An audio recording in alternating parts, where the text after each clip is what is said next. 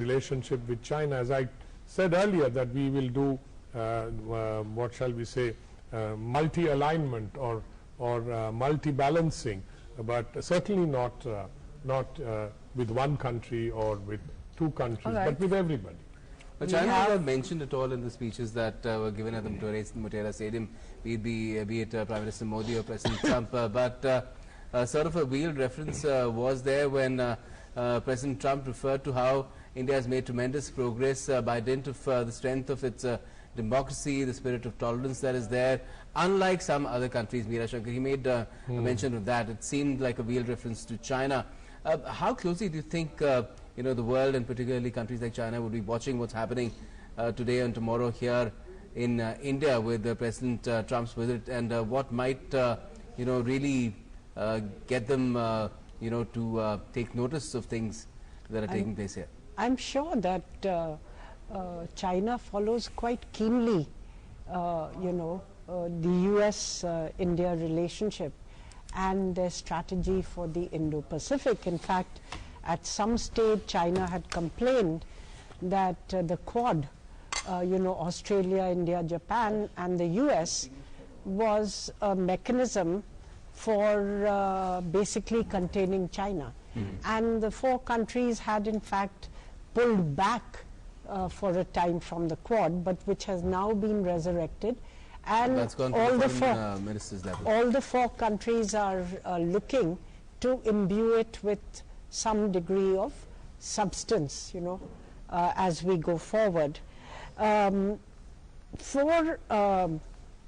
America at one level, where the attractiveness of authoritarian models of governance, because of the economic success, at least in some parts of the world, has been growing. The fact that you can have a large developing country which is so pluralistic, follow the path of democracy and pursue development in a democratic way, I think that has always been something which America has underlined. They think that there are alternative approaches to governance, and on one side you have the democratic liberal countries who basically want to govern with the consent of those governed, and on the other side you have the authoritarian models which you did have earlier in the Soviet Union or even in China, where there's just one single party and no choice specifically in terms of political pluralism. But what we've seen in recent years is that after the global financial crisis and the crisis of capitalism as it was perceived in the West, the attractiveness of the authoritarian model has been growing. So I think it's important for both India and the US to reassert the the viability, if you will, of the democratic model, that it is possible for a country to be democratic and to develop, and that democracy is not necessarily a weakness for economic progress. I think that's important. It's interesting that even someone like President Nixon, who was known to be, to tilt towards Pakistan in 1971, after he stepped down as president, wrote his autobiography, and in his autobiography he wrote that the big rivalry or competition of the future is going to be between India and China. And in that process, I hope that America will choose democratic India. So even somebody like Nixon, who tilted so much against India in 1971, on reflection, after he had stepped down and looking to the future, felt that India as a democratic alternative is something which America would appreciate. Yes, the other emphasis has always been where India is concerned is that we want to pursue multilateralism. We do not believe in polls as much as there should be multiple poles. And Harsh, we parked a distinguished fellow at the ORF is also joining us. And Harsh, some say that if America is talking about challenging China where its aspirations are concerned, its growing share of influence is concerned, some call it hegemonistic aspirations. We don't really describe it that way, but if the US is to take it on, it has to come up with some sort of a counter or some sort of a counteractive idea to the Belt and Road Initiative, and there's speculation on the Blue Dot network there as well. Yes, and I think we have had some initiatives being declared, articulated by various stakeholders in this debate on infrastructure connectivity. Both several countries have done that in the region now, including India. Some of these initiatives are national based. Some of them are bilateral engagements. India, Japan working together in Asia-Africa Growth Corridor, for example. Some of them are more plurilateral in nature. For example, the Quad is talking of a connectivity initiative.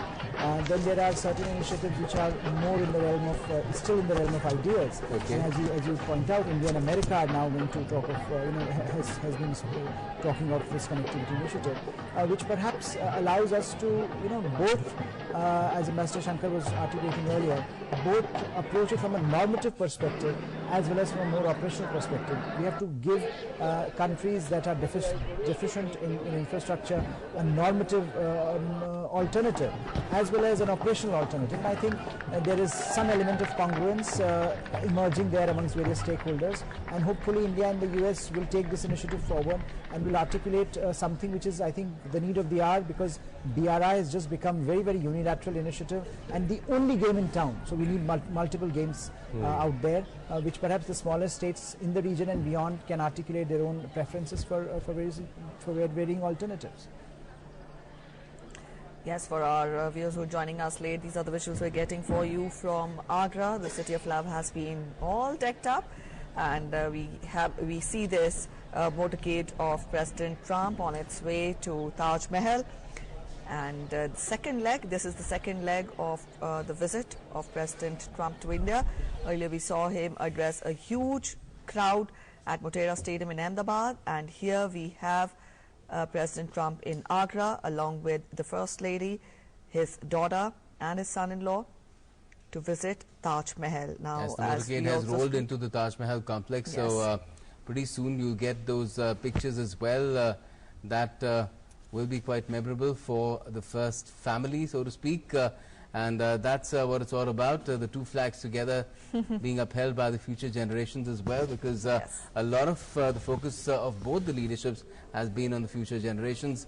They talk a lot about how India and America, the friendship is for the future, not just of the two countries, but for the betterment of the entire world. And at the same time, you have these resplendent cultural displays as well. The colors of India, its traditions, its craft, its skill, its art, everything has been on display right from the moment President Trump and the First Lady and the First Family, if you expand it further, set foot on Indian soil, and that was in Ahmedabad. So this is the second leg of the journey. We've already seen the leg in Ahmedabad there with the iconic Motera Stadium being witness to an unprecedented occasion.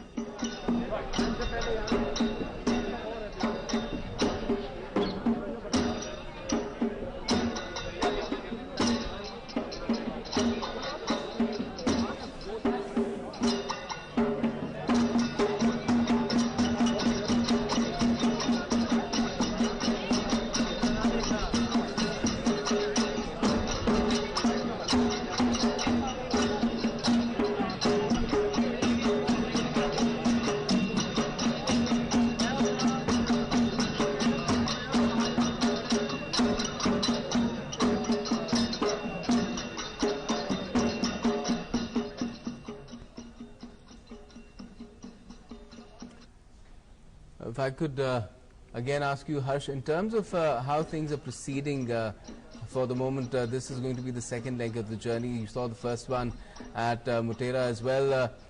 Your impression in the sense of how President Trump talked about India's journey itself, how it has grown not just from the time of independence but from recent years as well.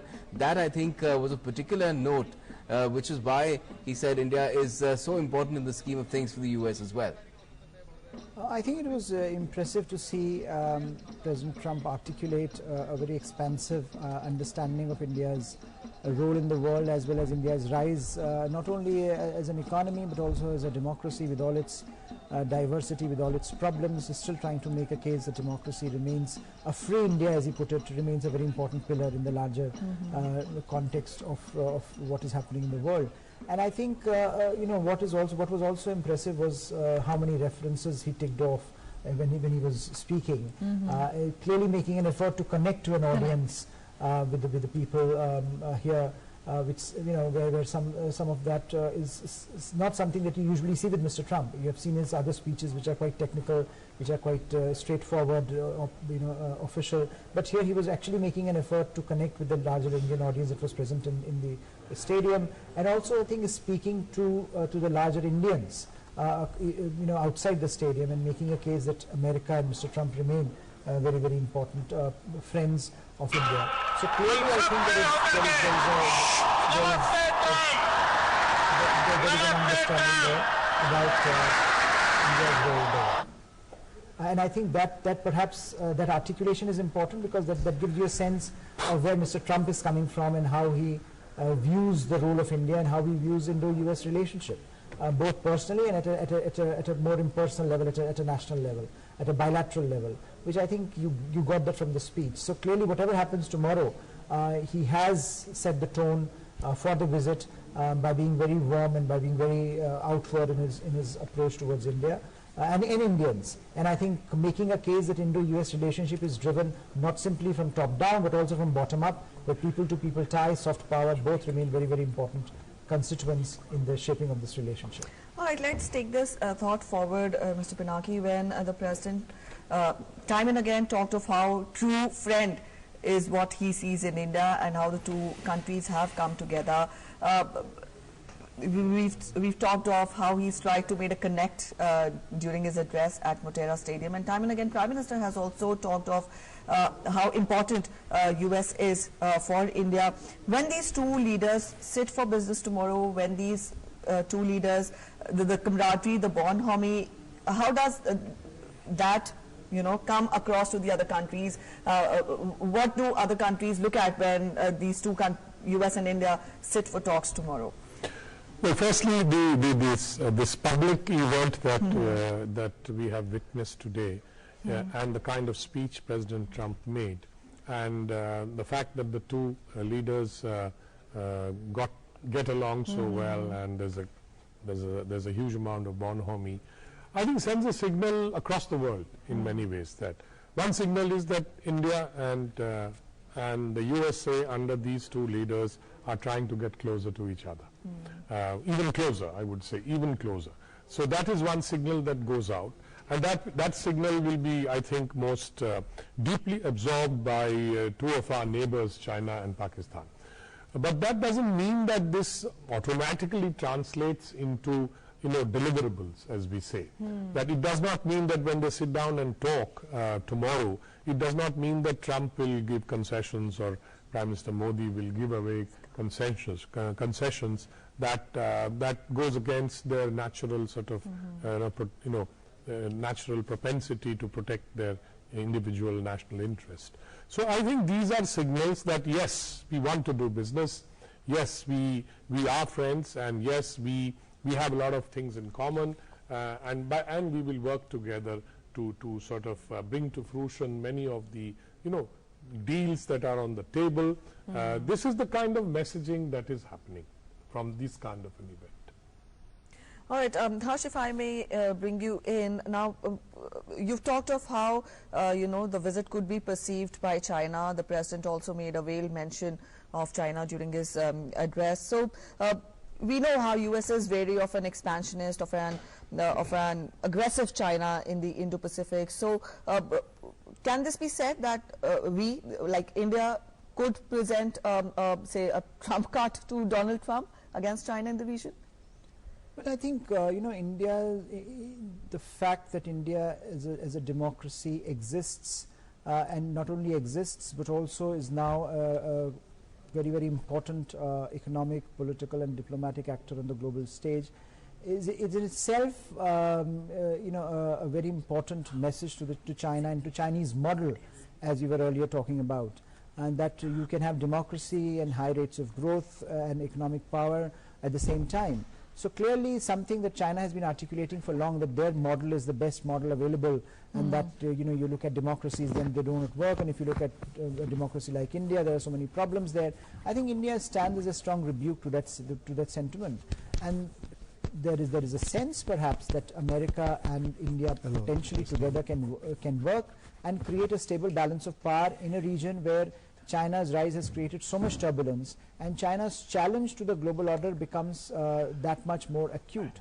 So as we work towards a situation where like-minded countries are working together, India and China, India and America both are working, have a similar convergence, have a similar outlook on how the Indo-Pacific region needs to evolve and what needs to be done to maintain that stability. And that brings, I think, the two countries automatically together. Unlike in some other cases where there is an attempt to create artificial relationships, this is a relationship that exists sui generis in some ways. The maritime relationship, the expansive trade and economic and political relationship is a tribute to the fact that a lot has changed in the Indo-Pacific architecture, but India and the US stand as two bookends in that larger maritime space. Certainly. All right, so here we await President Trump. He has already entered the Taj Mahal complex in Agra, the city of love, and this is the second leg of his visit. Earlier we saw him address the huge crowd at Motera Stadium. Our correspondent Vishal Baristo is joining us. Vishal, we are showing colorful, beautiful visuals to our viewers where we see performances there, Yes. Very good evening to you, Preeti. As you can see, the folk dancers, they are especially been arranged here, and they represent the bridge culture of Uttar Pradesh. Now, bridge is an area that extends from Bharatpur in Rajasthan to Mathura in UP, and also includes Agra, the place where we have Taj Mahal, one of the 7 wonders of the world. And there you see the folk dancers on both sides of the road as President Trump's carcage is moving towards the Taj Mahal. You can see the cutout of Donald Trump, and also along with Prime Minister Narendra Modi. You can see dancers dancing, welcoming him. Uttar Pradesh has also showcased its might of tourism. Why you should come to Uttar Pradesh, not only because of Taj Mahal, but because of the religious value. It is the land of Lord Krishna, it is the land of Lord Rama, and it is also the land of the holy rivers of Ganga and Yamuna, and that is what today Agra is trying to showcase before President Trump, who's been accompanied by his wife Melania Trump, his daughter Ivanka, and his son-in-law. And they all 4 would be going to visit the Taj Mahal. It is going to be a historic moment. After Bill Clinton, President Trump is going to be the 3rd president of the United States to visit Taj Mahal. Last time it was President Obama, but at the very last minute he had to take his flight to Saudi Arabia, and he missed his visit to Taj Mahal. So after 1959, when Eisenhower was there, it was Bill Clinton, and now President Donald Trump. And there you see Agra all decked up, all prepared, all yes, we decorated. can see the Taj in occupying the entire frame of the screen right now, Vishal, and it's looking magnificent, bathed in that sunlight. That is, of course, of setting sun, gradually setting sun, and that's it seems like a perfect time of the day to be visiting the entire complex. The light would be perfect.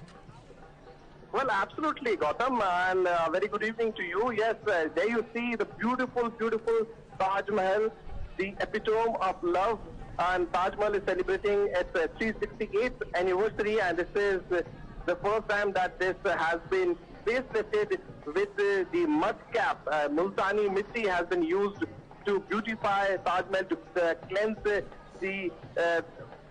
this tomb, and also to bring out its old glory. And let me tell you that Taj Mahotsav is also on, Gautam, and we have been talking to people, and they are very much excited, not only because of the Taj Mahotsav, but because of Donald Trump, who's been here, and some of them, they've extended their stay.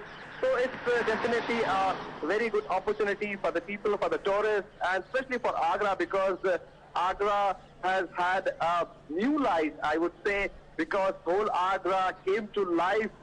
They all came up, they started cleaning their houses, their streets, and not only the municipal corporation, but also the government and also the local Agraites, I would say, who came out in large numbers to beautify their city for this historic moment. And let me tell you that today the mayor of Agra would be presenting key of made in silver of Agra to President Donald Trump. There you see the flags, tricolor proudly flying in the air along with the flag of United States of America, and as one of the banners read that Agra welcomes its best friend, and the oldest democracy meeting the largest democracy of the world. It's quite a scene here, and that is what I wonder what would our neighbors be thinking, because it's a huge opportunity for India to tell the world that it stands along with whom.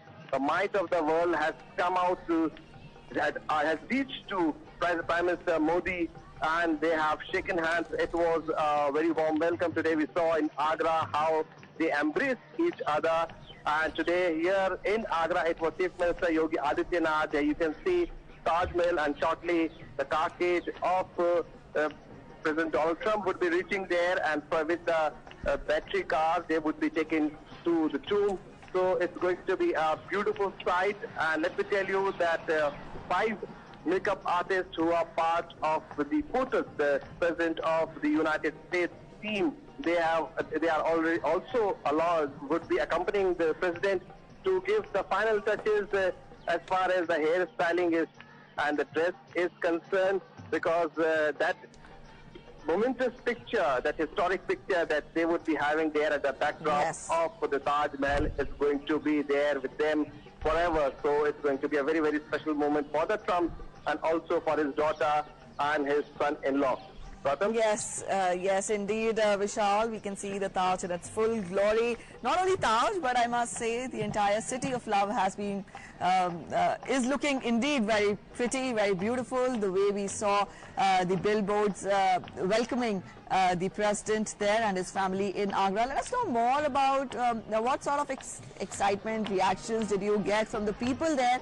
Of course, he will be the 3rd president, U.S. president visiting the city, and people there will have that sense of pride, isn't it?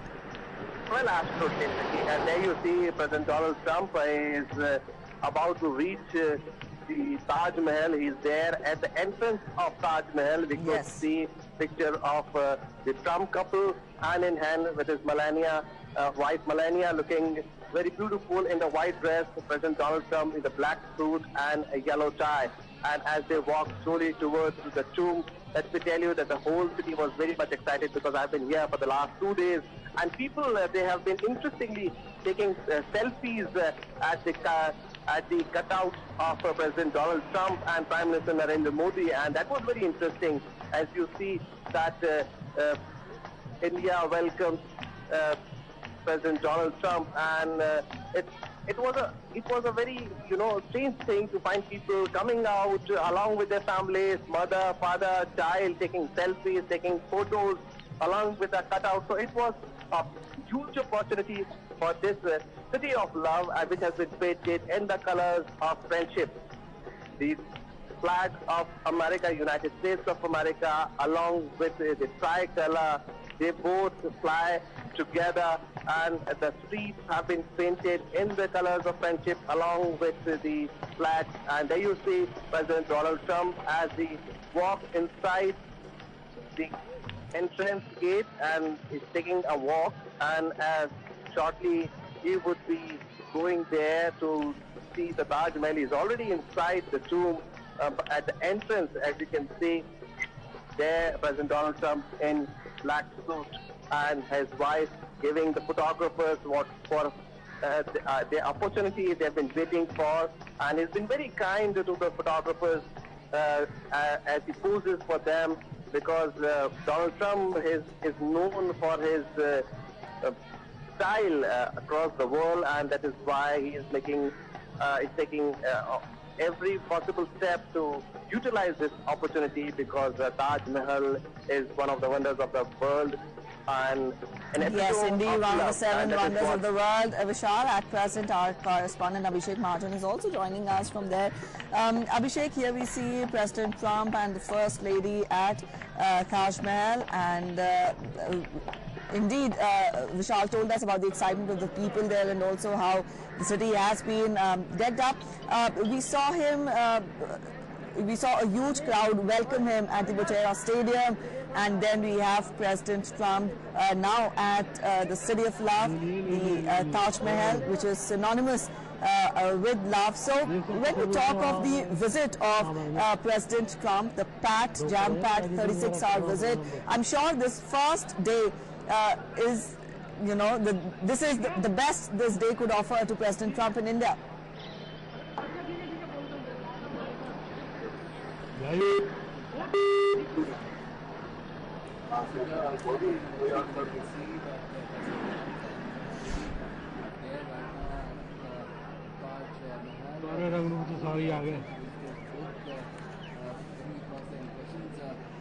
They've just been at the entrance of the Taj Mahal complex proper, and there have been flashbulbs that have been going off incessantly, and very patient, very unrushed this visit to the Taj.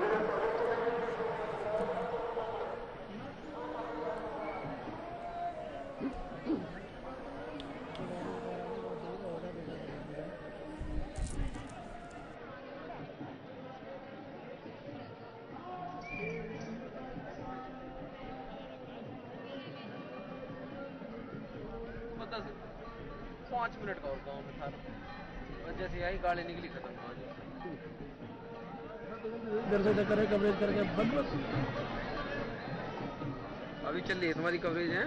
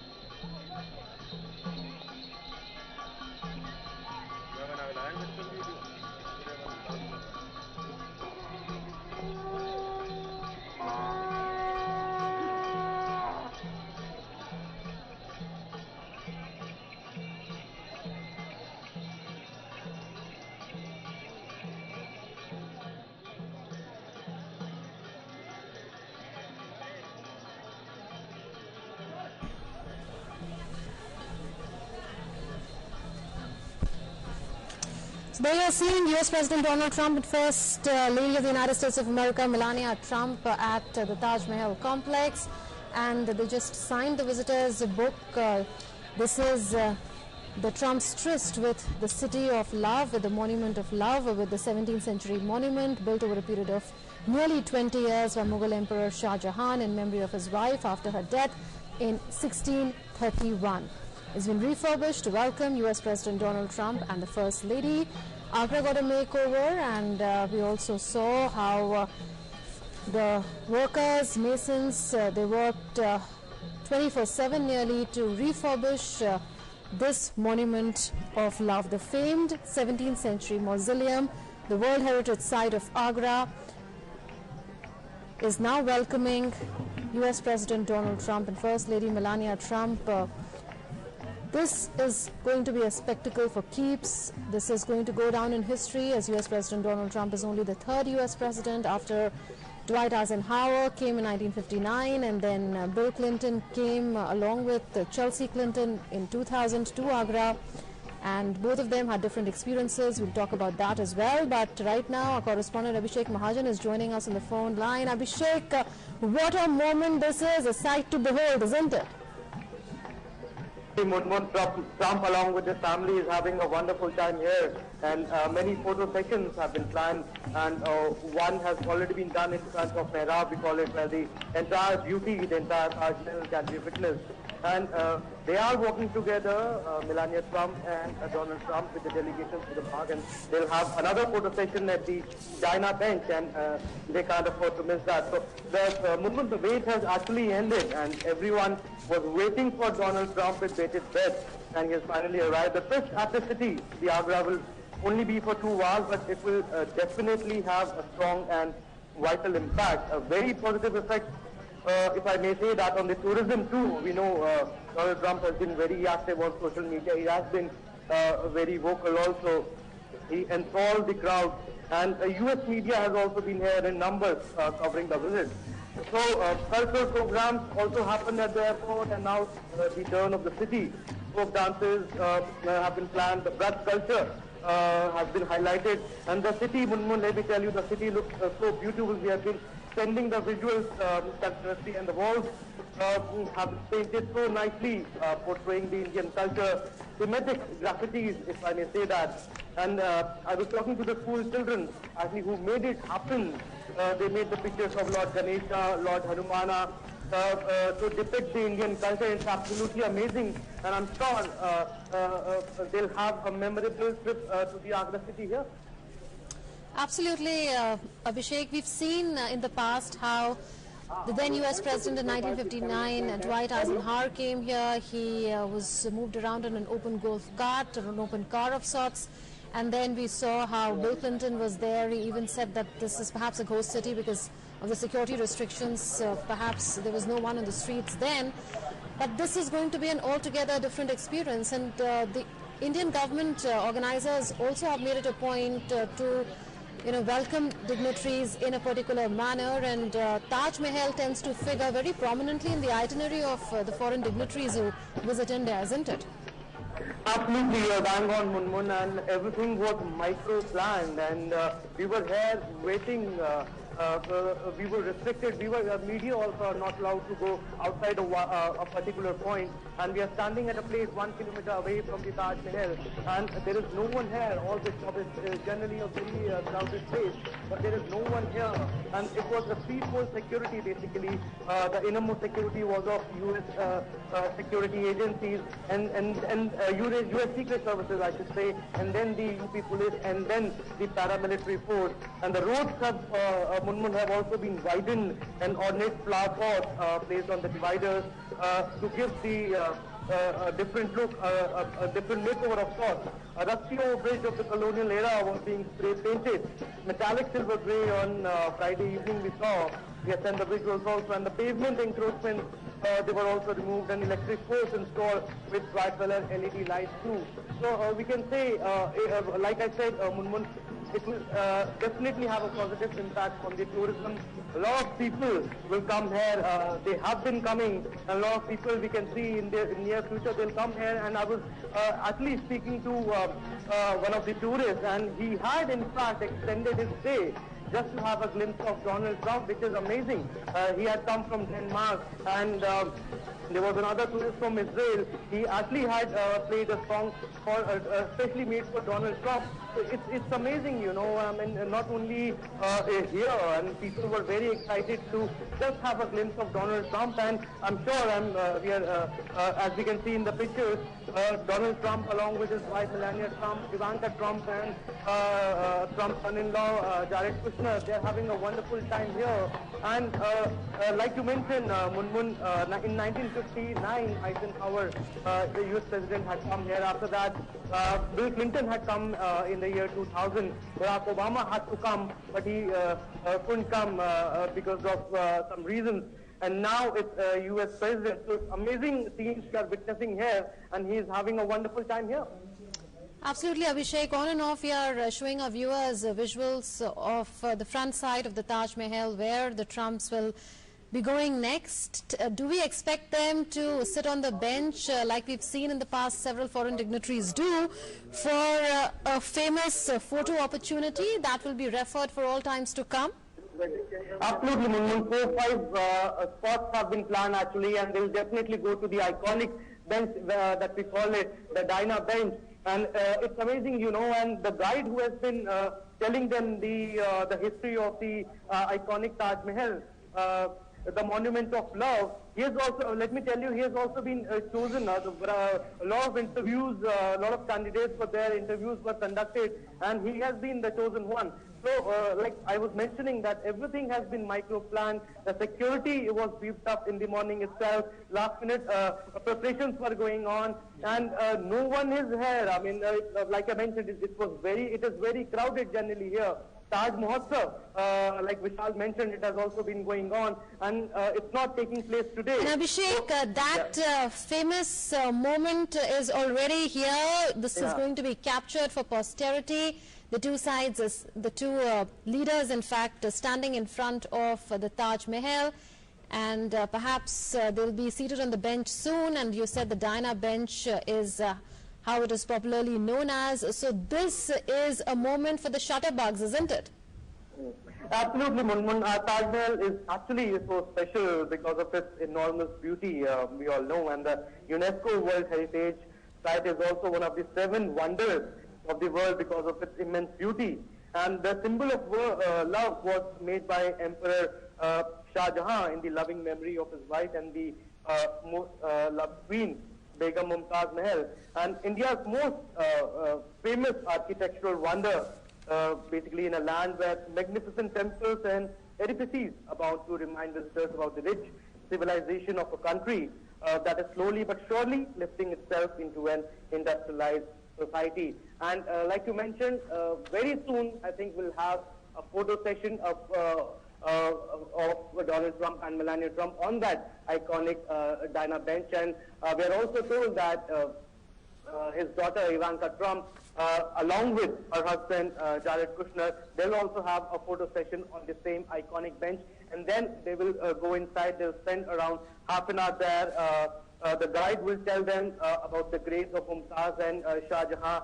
And like Vishal also mentioned, the graves have been, it has given a clay pack treatment. The scrubbing has been done, and that has been done after 368 years, if I'm not wrong. This amazing scenes here, Munmun, and I don't know, I mean, we are a little unlucky that we are not able to enter the Taj Mahal inside. But it's a moment to behold. It's a fantastic moment, and he'll cherish it for his lifetime. Indeed. Abhishek, do stay on if you will. I'm now joined by another of my colleagues, Vishal Barrister, also in Agra as we speak.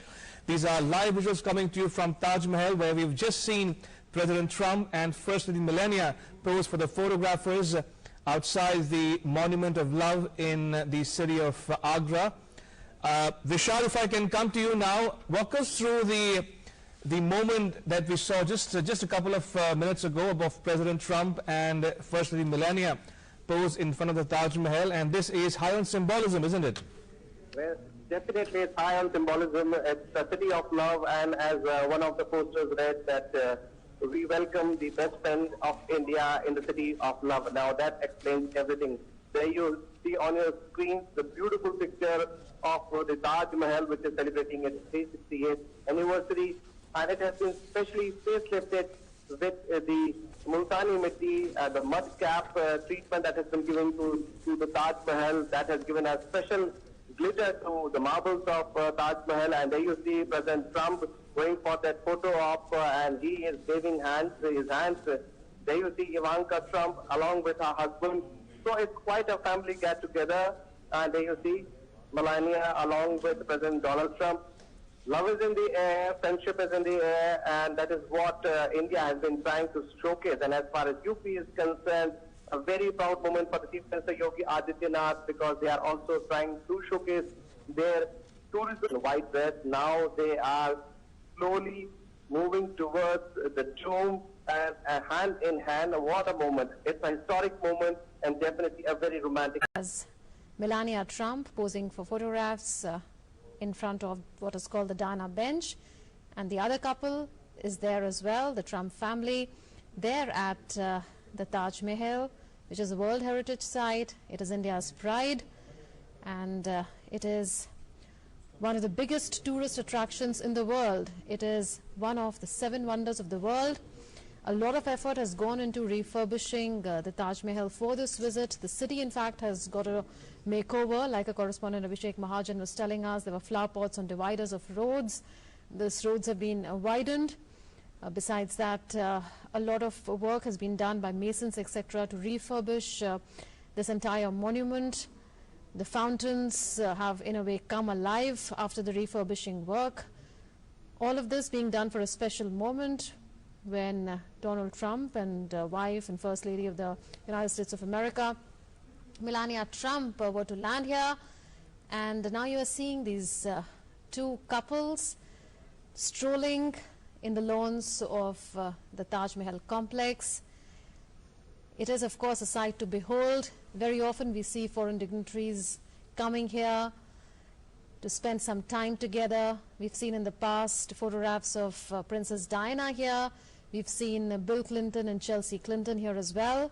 We've seen Dwight Eisenhower, who was then accompanied by the then Prime Minister of India, Jawaharlal Nehru, here. They've traveled in different ways. Eisenhower moved in an open car, so to say, and then we saw Bill Clinton and Chelsea Clinton moving around, and now we are seeing them strolling. The Trumps, so to say, Donald Trump, Melania Trump on the one hand, and on the other you can see on the right hand of your screens, Ivanka Trump and Jared Kushner soaking in the glory of the Taj Mahal. A perfect time for the couples to be there because it's sunset, and the beauty of Taj Mahal becomes many times over. It becomes multiple in a sense. This famed mausoleum was built by Mughal Emperor Shah Jahan in memory of his wife Mumtaz Mahal, who died in 1631. So this is part of the hospitality that India is extending to the Trumps. There was this huge, grand, mega India roadshow when he had travelled from the Ahmedabad airport to Sabarmati Ashram, and then from Sabarmati Ashram to the Motera Stadium. And we've seen hundreds of students line up along the roads of Agra to welcome the Trumps. And we've seen how Donald Trump has been thanking Prime Minister Narendra Modi, all Indians, for this unprecedented hospitality that has been extended to him. The grandeur of the kind of reception that Donald Trump has got in India is there for everyone to see, and President Donald Trump is completely overwhelmed, as he says, with the warm hospitality that has been extended to him, with the personal warmth that Prime Minister Narendra Modi has shown to him. This is his first ever visit to India as the US President, and India has made it sure that this will be a memorable one, that this will be captured for posterity, this will be remembered for all times to come. And now Donald Trump as well as Melania Trump closer to the Mausoleum of Love, having posed for photographs some meters away near the Diana bench, as it is called. Now they are closer to this marble marvel, which is the Taj Mahal, which is one of the wonders of the world, which went in for some speed cleaning ahead of the family frame, which was much anticipated. And look at the bluish waters where the fountains come in full bloom.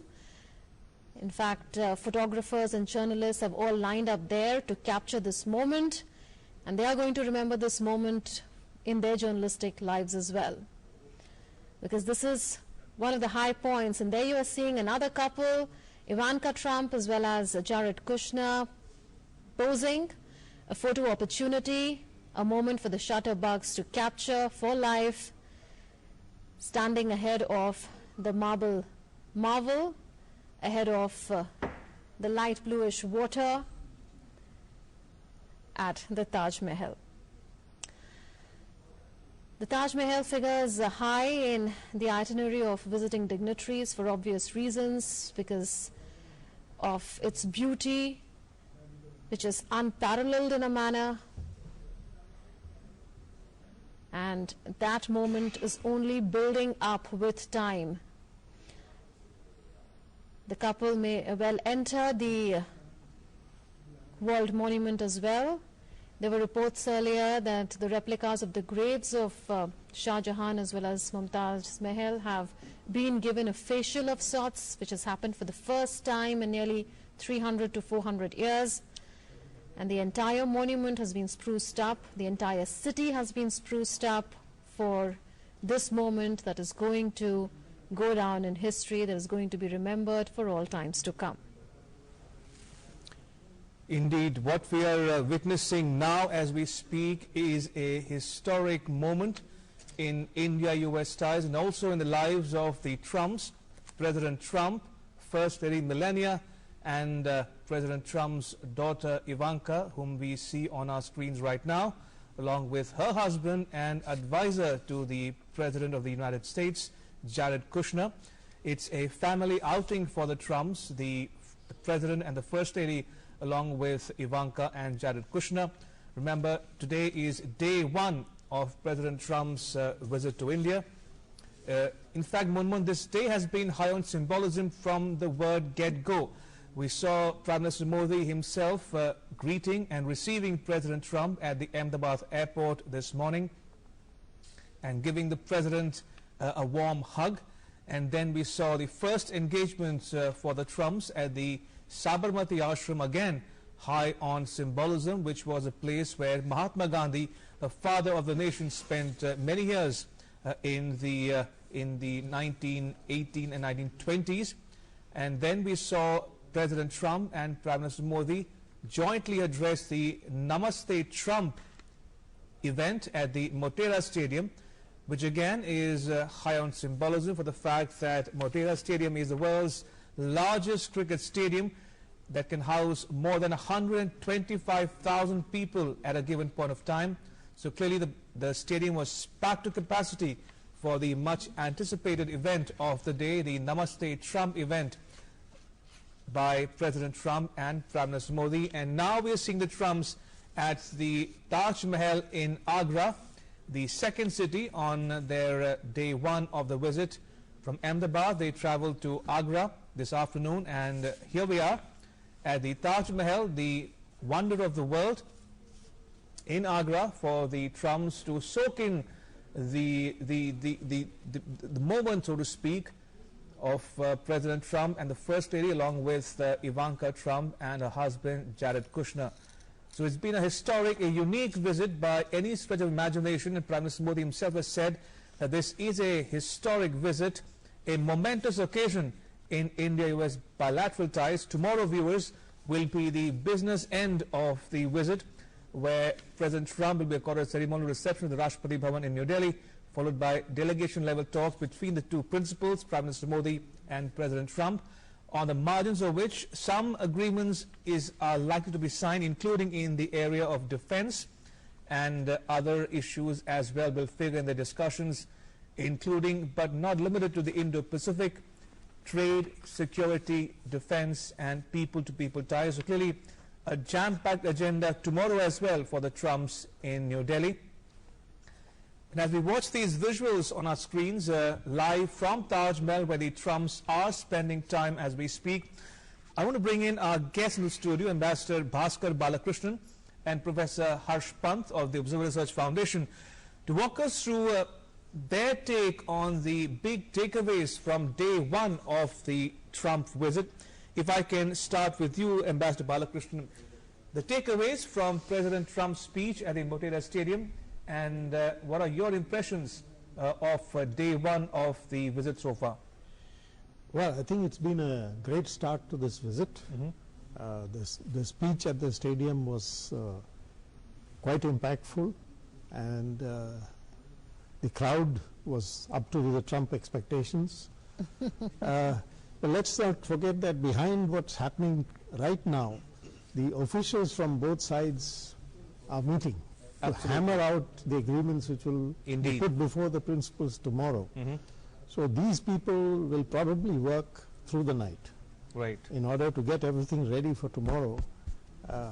And hopefully they will be able to reach agreement on many of the areas which we are talking about. Defense is one, energy is another, where there shouldn't be any problem in stepping up the trade, both in defense and in energy. We are already buying $600 million worth of oil, and the US has emerged as a leading oil and gas exporter. So that's something which suits us. We want to diversify away from suppliers and have a diverse basket. Aerospace is another important area. The whole area of science and technology, where the US has so much to, and India have so much to gain from cooperation with each other.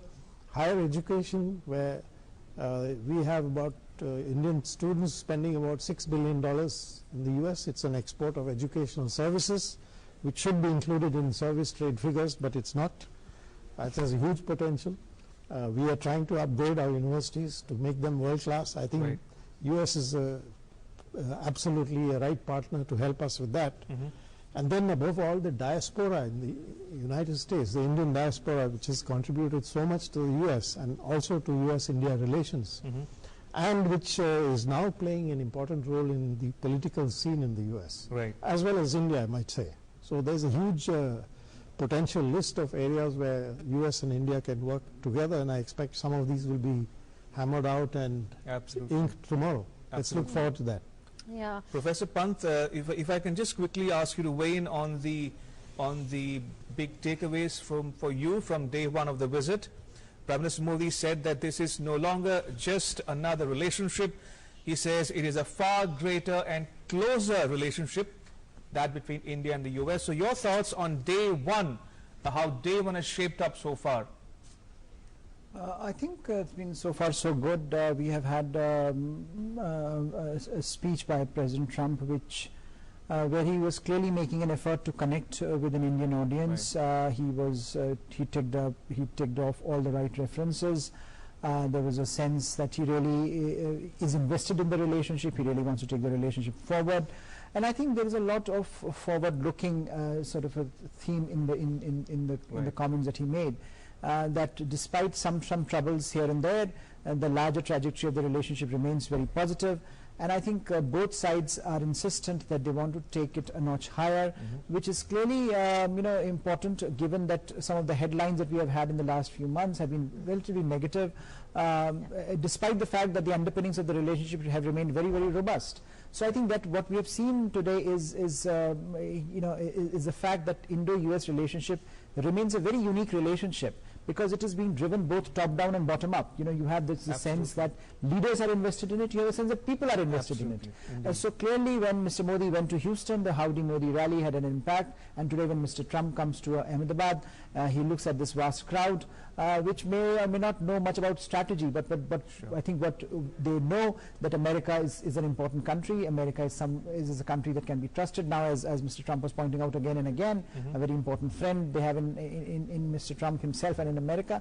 I think those are the messages that have gone out. Of course, he said a lot of other things about terrorism, Islamist extremism, about defense, about space, about education, which I think will remain the elements that will be sorted out tomorrow. But clearly today was a day which was relatively more warm and fuzzy. It gave you a warm and fuzzy feeling about the relationship, with all the troubles that are there. They may be sorted off tomorrow, but clearly today is a day which as this visit to Taj Mahal exemplifies, that Indo-US relationship has much more than just a strategy and brand strategy that underlines any big strategic partnership. Dr. Pant, are people then really at the heart of this relationship? Because this was a sentence that was put out by none other than our Prime Minister in Houston, in Texas, at the Howdy Modi event, where he spoke about how people in Bangalore, in Boston, they're all forming the heart of this relationship.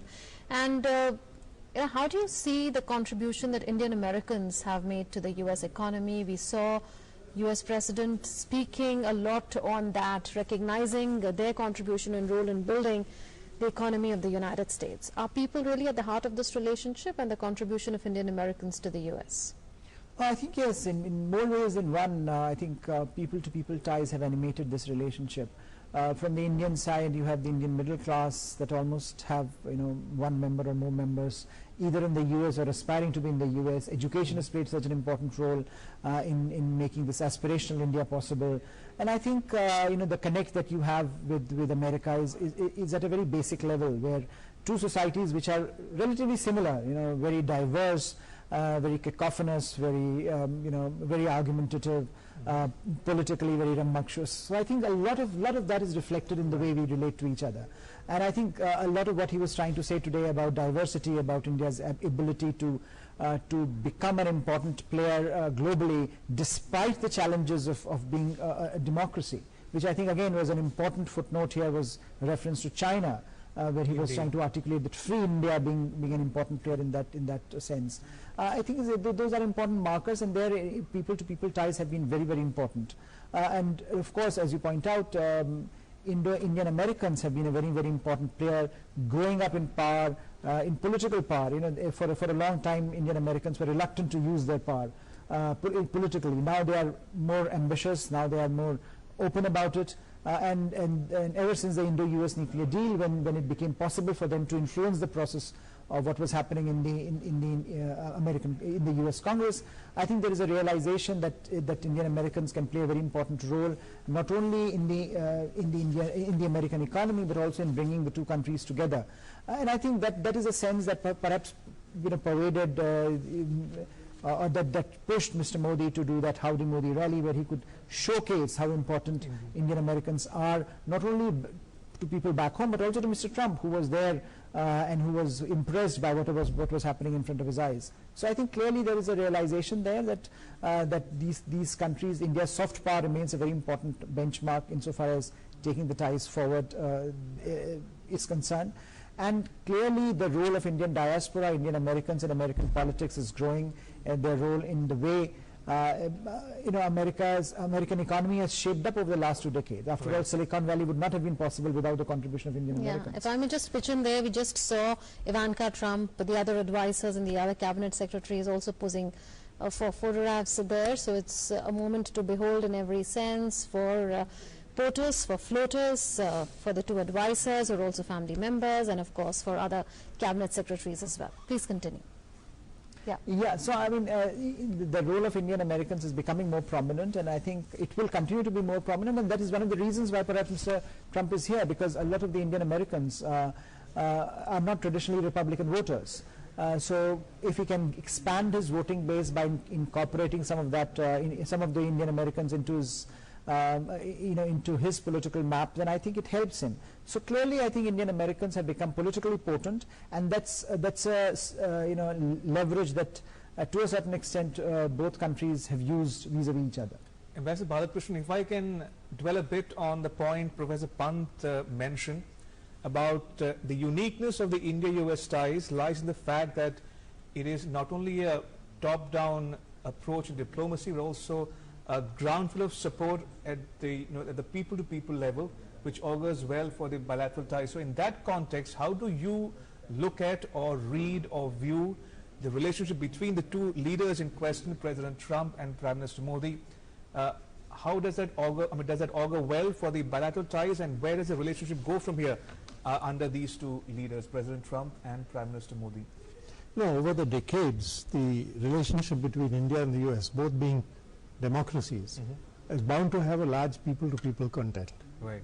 Unlike relationships involving an authoritarian regime.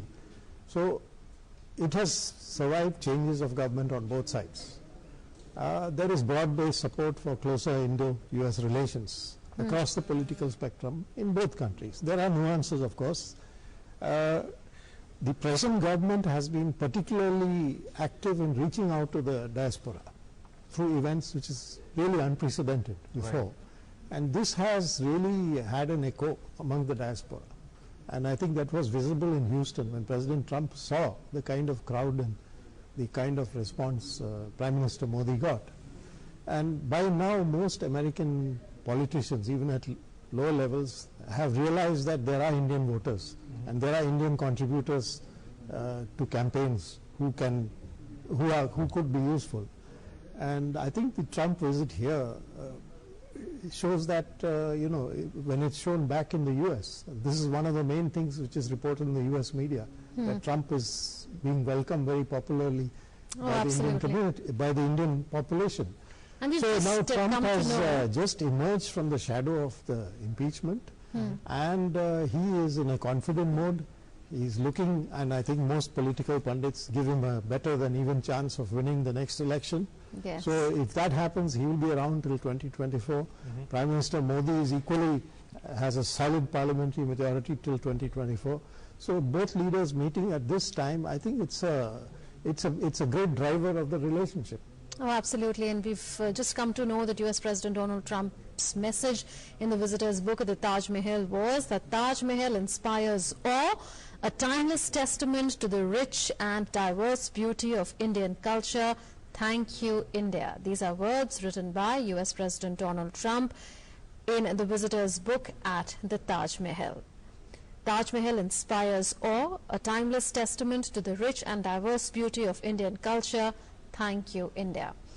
Well, Dr. Pant, we've heard in the past Donald Trump speaking about how Indian culture is something that is nearly unparalleled, and he's spoken about how he respects Indian culture. What is the kind of bond that Indian culture is forming between the two countries and in taking this relationship forward? In some ways, it has been, an extension of India's people-to-people ties. As they have grown, so has this appreciation of India's soft power in America, India's ability to shape, public opinion by other means. You have had Mr. Trump himself mentioned Bollywood. He mentioned Indian food, Indian students. The fact of India being a great civilizational state with its own history and culture. I think all those factors have increasingly become more prominent in the American political discourse because of the way in which the Indian American community has shaped the American political landscape. And I think it's only likely to get even more dense in the coming years ahead. And I think that was being reflected in what he was referring to. That here is India with such huge degree of diversity, with such potent soft power in terms of its cultural values, cultural heritage, which has managed to, at one point, the same factors that at one point were being criticized for hampering India's growth, today are looked as India's assets. Indeed. So clearly there is a sense in which India's rise itself is generating this appreciation of Indian values, Indian culture, that it is not about making India a poor country or a developing country, but these factors have allowed India to transcend some of the problems that perhaps are encountered by a developing country. So again and again he was mentioning this fact, partly I think also as a rebuke to certain other countries that have placed a great degree of value on homogenization. Exactly. And so I think that emphasis is very important when you look at two alternative models being developed, being talked about in the world, where China's model is seemingly becoming more important. In fact, if I can just amplify your point, Professor Pant, and I'm paraphrasing President Trump here. He said in Motera this afternoon, he contrasted India's growth vis-a-vis, without naming China, he spoke about China. And he says India has grown. India's growth India has done it as a peaceful, democratic country, unlike some other countries which use coercion, intimidation, or aggression to grow themselves. And he says India-US ties are a natural, enduring friendship.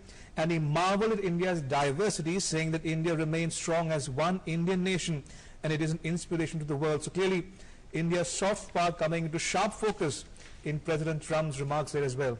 Yeah, absolutely, and I think that is something that we have seen getting, there was a time when all of these factors were brushed aside as less important. But what we have seen in the last few decades, especially in the last few years, is that a greater degree of appreciation has creeped into the American political system. And of course you had, whether it was George W. Bush, whether it was Barack Obama, and now Mr. Trump himself, all of them articulating that, look, India is important, yes, because it's growing, it can be potential counterweight to China, but also in normative ways India can be a counterweight. It is not simply that as a hard power country India can be a counterweight, but also as a normative power India is something that many in America would aspire for. A lot of the values are very similar. Indeed. Yeah, actually, if I may just put in here, it's also that India on its own represents a huge economic market. And a country with doing business with which can generate jobs and business in the US.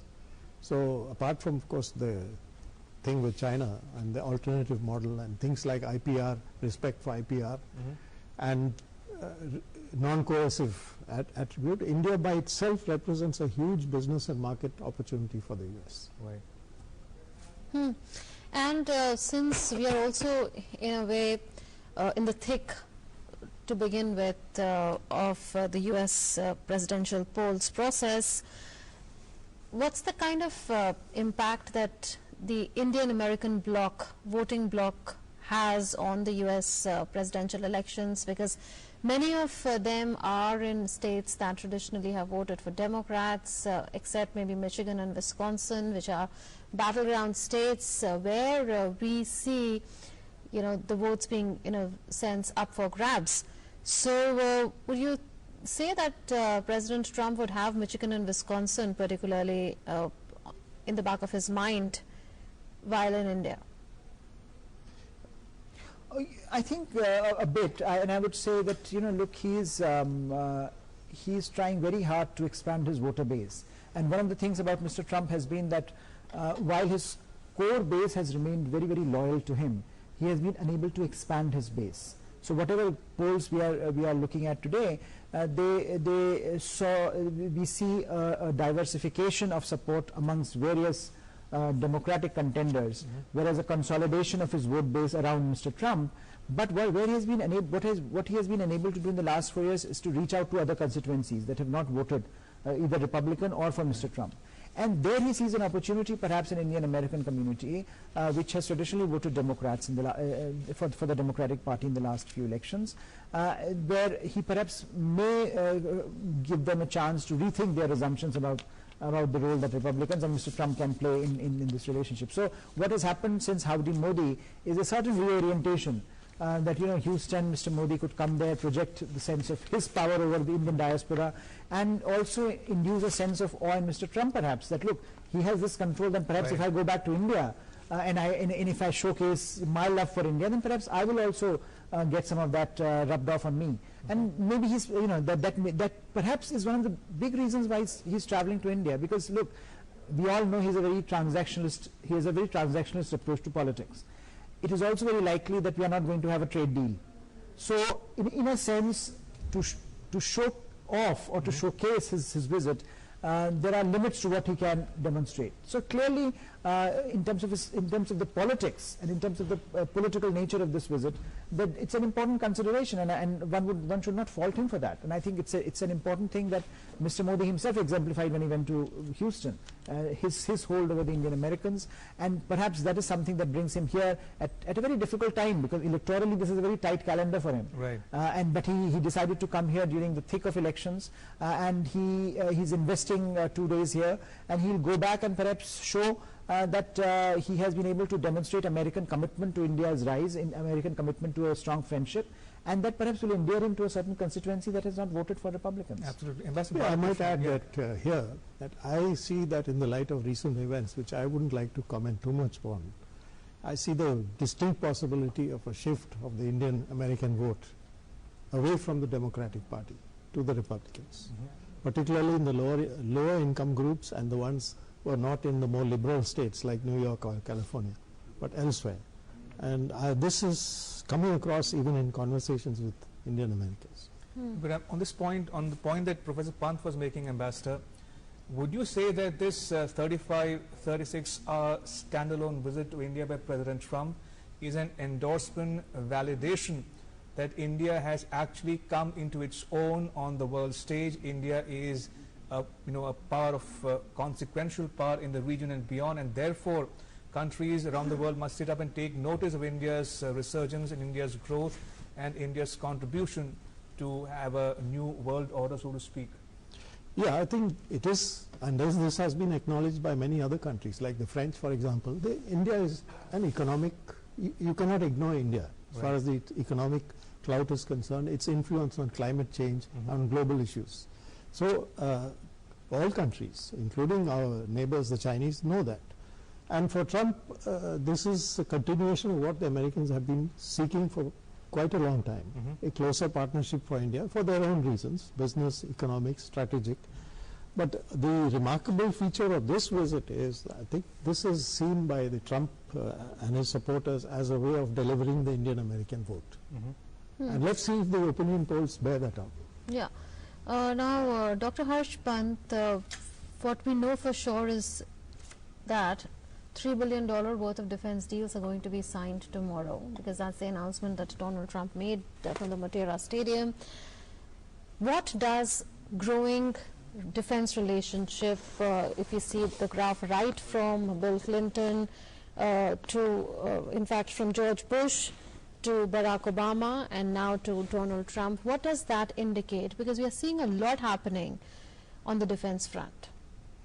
I think defense is becoming now the driver of this relationship for various reasons, and I think it exemplifies that trust between the two countries is growing at an unprecedented rate. You know, one of the problems we have had in the past, and still continues to have to a certain extent, is that many in India question whether America can be trusted. And this is a big question we always ask. How far can we trust America? If we ever, tomorrow, if we ever fight with some of our adversaries in the neighborhood, would America come to our defense? And clearly, as we are moving forward, we are looking at that debate through a different lens. So why don't you answer the question? So why don't you ask the question, why don't you answer that question yourself? About America coming to a country's help or rescue, what's your reading? Well, my sense is that... Are you suggesting that there are limits to strategic congruence? Is that what you're aiming at? See, at the moment there are certain limits to that congruence. Okay. But what I'm trying to articulate is that we have moved from a position where this was a zero-sum competition to a point where convergence is increasing. So while we may not agree 100% with each other on every single strategic matter, especially when it pertains to countries like Pakistan and China, we are entering into a phase where Americans would sign a deal with the Taliban later this week, and we have divergences there. So, but the fact is that Trump administration, when it started off with an unprecedented scrutiny of Pakistani actions. So we have traversed a long distance where you needed to convince Americans, and every time an American president would visit, the big debate in Indian media would be whether he would go to Pakistan. Hyphenate. Yes, hyphenation was the big thing. Americans should not go to Pakistan, and a lot of energy was expended on it. Today, I think that's out of the question. American presidents come to India on their own, standalone visits. They come to India and you know, stray mention here and there of Pakistan, but Pakistan is a footnote in the relationship. So we have moved on from that from a period where Pakistan was the prism through which this relationship was being viewed to a situation where, again, defense deals are being signed with a larger Indo-Pacific in mind, where you have a broader strategic congruence. There are problems there also, but I think the larger strategic vision is very similar, and we both want stability in the Indo-Pacific. We both want a certain that one single hegemonistic power should not control the region, and therefore our defense engagement is growing. Therefore our questions on that we took a decade to assess foundational agreements, two of them we have signed in the last 3 years. So clearly there is a push and momentum to that relationship, which is quite unprecedented. And talking about the Indo-Pacific, Ambassador, Foreign Minister Jaishankar has said in the past that the Indo-Pacific strategy is not against someone, but it's for something. Now, India and the US agree that they are for free and open Indo-Pacific region, freedom of navigation, open seas, and that sovereignty must be respected by all countries in the region and beyond. So in that context, how do you read President Trump's remarks this afternoon at Motera, where he said that US should be India's premier defense partner, number one. Number two, he spoke about a free and open Indo-Pacific, and he also spoke about signing a couple of defense deals on the margins of his talks in New Delhi tomorrow. So do you see the Indo-Pacific strategy of the American government and India drawing closer together in the years to come? Well, about the Indo-Pacific, I think Foreign Minister Jaishankar has put it in a way without actually naming China. Because if you say you want a rule-based order and respecting international law, he straight away come up with the problem of the South China Sea, where the Chinese have no respect for international law. But when it comes to the Yellow Sea area, the dispute with Japan, then they invoke international law. So the selective invoking of international law by the Chinese is clearly not something which will fit in to this description of the Indo-Pacific. And I'm not alluding to other areas like, the democratic system, which is unsaid as far as the Indo-Pacific is concerned. There also there is an idea that you don't want to have a group where there is no respect for democracy. So anyway, I think whatever way they put it, it's an emerging concept. If the Chinese are willing to abide by certain, the UN Charter, let's say, and international law, then I think that's a big step. The question is whether trust but verify has to be approached, to be followed. There's also a problem with the Russian involvement in the Indo-Pacific, which is of a different character, but that is related to US-Russian issues. Coming to defense tie-up, I think the problem has been that the US has been seen as an unreliable supplier in the past. So when we had a conflict, there have been moves in the Congress to cut off military sales and equipment and components to India. Now we moved far from that. The US export controls are a nightmare for anyone to understand. I mean, it's a huge, complicated mess. They themselves agree. So export of any equipment which is of dual use has to run through this whole gamut of export controls. Now, at least the political will in the US has moved. Now they're willing to export to us things and do some homework to make the export process better.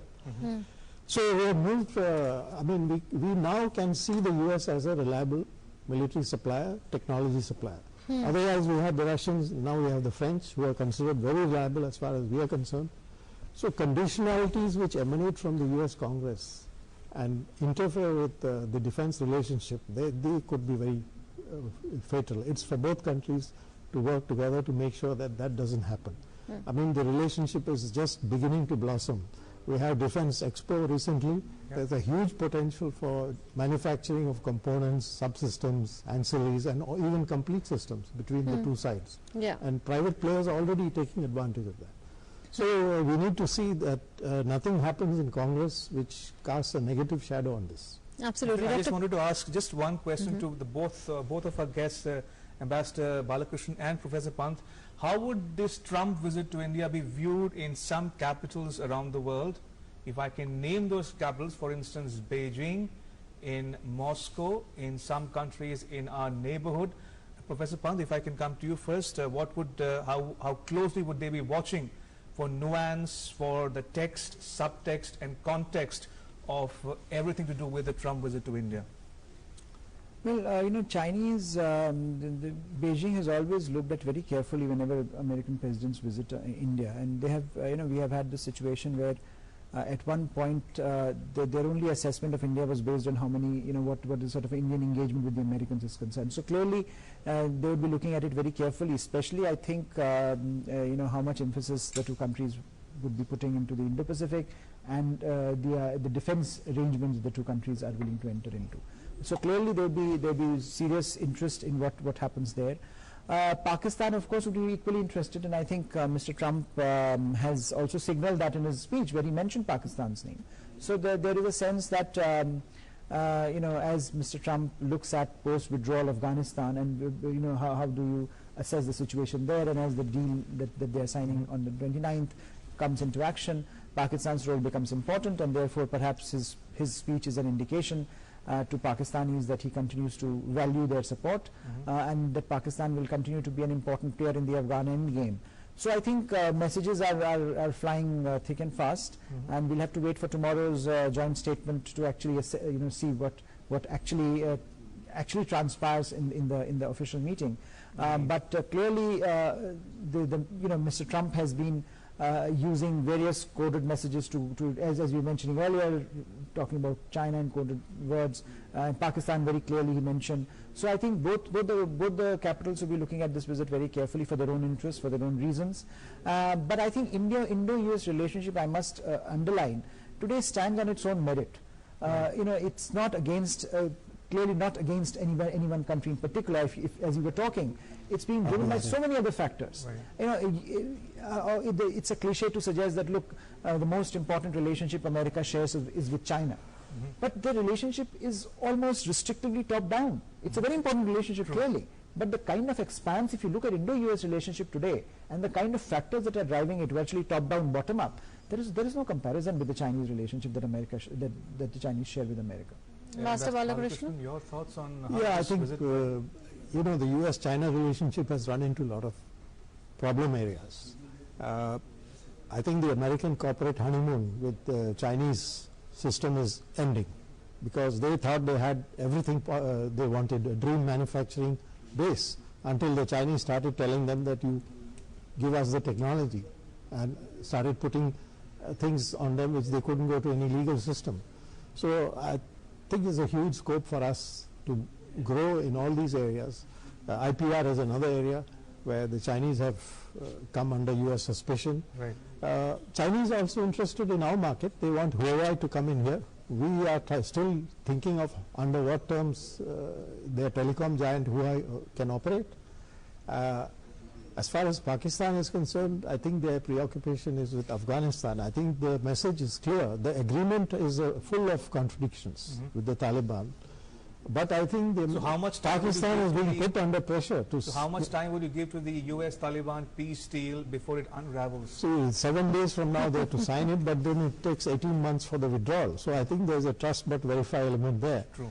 I don't think it will survive the period of 18 months. So that's the time that you think it will take to unravel, 18 months or less. Well, Dr. Pant, will Prime Minister Narendra Modi be seeking clarification from US President on the finer details of this agreement, which is now impending and will be signed on the 29th of this month?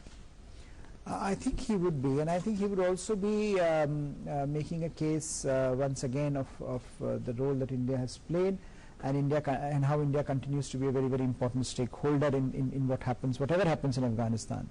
So clearly there is a sense in certain quarters in India that India has been kept out of these negotiations. And that India has been kept out of the loop by the Americans. And so clearly he would be looking not only to understand Mr. Trump's sense of where he wants to go with the deal, because this deal is only phase 1. The phase 2 would be the intra-Afghan engagement, and how other stakeholders engage with the Taliban to make this deal a possibility. So there are multiple stages through which one has to go before one can conclude a comprehensive arrangement in Afghanistan. And there are so many complications, as Ambassador pointed out, in the deal itself, that it looks very unlikely to survive the first contact with the ground realities. But again, because it is a very important deal for Mr. Trump electorally, he would like to go to his base in November, saying that, look, what I promised, I delivered. And clearly that means that he is under certain kind of a political calendar, electoral push to get this done.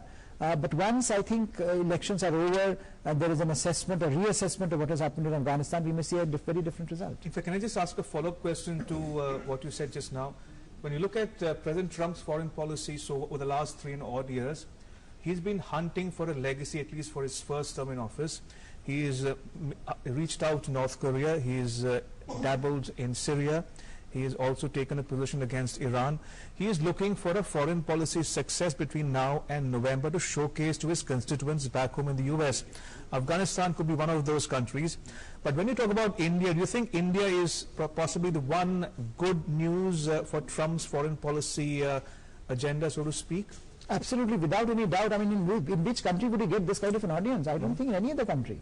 I mean, the stadium, 1 lakh people in a stadium, enraptured by his every word, is not a sight that Mr. Trump is very used to. Business deals? I mean, again, so tomorrow there'll be the business deals, there'll be some back and forth. He will say, look, I did not get a trade deal, but I've got you the defense arrangement, the energy deals, the corporate sector, which would be engaged with. So clearly there is a sense in which he can go back and project this as a very, very successful visit. And I think that's what he would like to do at the end of the day, because as you point out, out, in other countries and other spheres, there will be a lot of questions that his democratic opponent might ask him. But in this case, it's a done deal as far as Americans are concerned. India-US relationship is a bright spot. So India is a bipartisan issue. Bipartisan issue. It's an issue across the political aisle. It has a certain resonance that you have. After all, he has been talking down China's rise. Then here is something that democratic India, free India as he calls it, has been able to nurture a system that has managed to bring so many people out of poverty. And I think all of that he would be able to showcase back home to his supporters, who also would be asking that, at the end of the day, he will have to make a case as to why he decided to go to India in the first place in an election year. And remember, most of his support base comes from blue-collar workers in the Rust Belt. So clearly, he will have to make a case that, look, this is a country where I got this kind of an appreciation, and America is respected and liked so much. And I think that would, it seemed to me to be, at the end of the day, at the end of his 4 years, he can look back, and he can look back to his India visit as one of the high points in his... So it's a win-win for both India and the US. Absolutely. Absolutely. Okay. Now going back to the Taliban-US deal, what are the concerns that India would have, considering that it has invested nearly $3 billion in the infrastructure rebuilding in Afghanistan, and then there is the security of its missions, its personnel at stake, besides the infrastructure that has built there, and would India be fearful that Taliban, or in fact Pakistan, will be able to get back its strategic depth in Afghanistan once the Taliban is in power?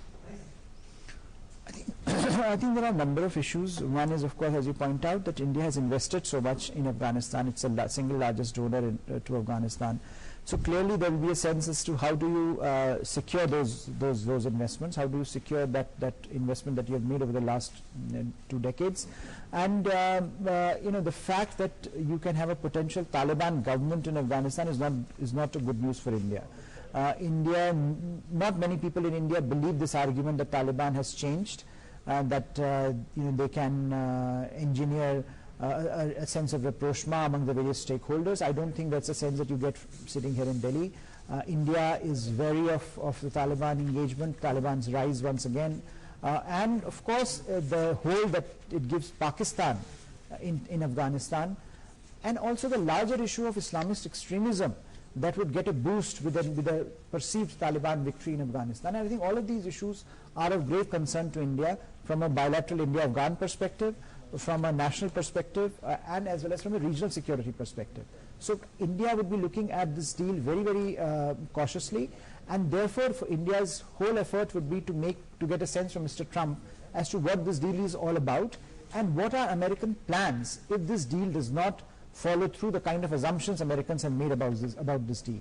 And of course, India would also be giving an assessment of what India can potentially do. If you recall, Mr. Trump had come to office saying that he would like to withdraw, but then in 2015, when he came out with the South Asia strategy, he was very cautious. He laid out a roadmap. He talked of India as a major partner in Afghanistan, and he gave India a lot of leeway in terms of managing the Afghan transition. So now we are coming to the end of his first-term presidency, and there we are looking at a deal being signed off with the Taliban, and India will have to clarify what role America sees for India, and what can potentially India contribute in an environment which would be full of internecine rivalry, regional competition, and what kind of a military footprint would there be vis-a-vis as far as Americans are concerned. All of these questions remain very valid and very pertinent as far as Indian interests in Afghanistan are concerned, where India has invested politically, economically, and diplomatically.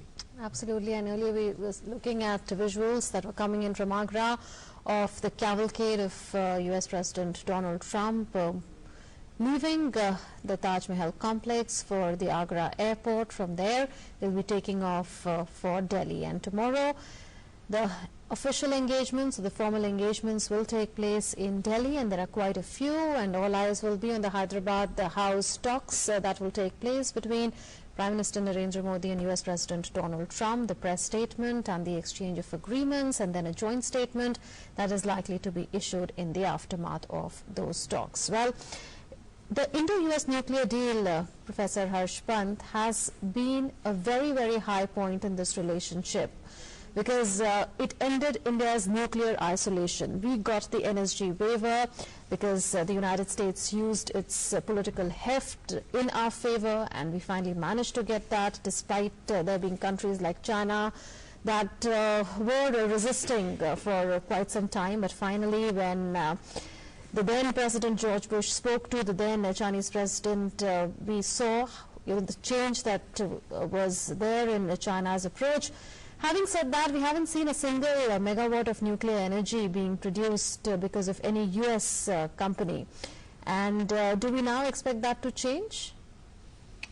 I think there is an expectation that a deal for nuclear reactors would be on the cards when from the US will be on the cards when the two sides meet tomorrow. And one of the problems has been the Liability Act that the Civil Nuclear Liability Act that India has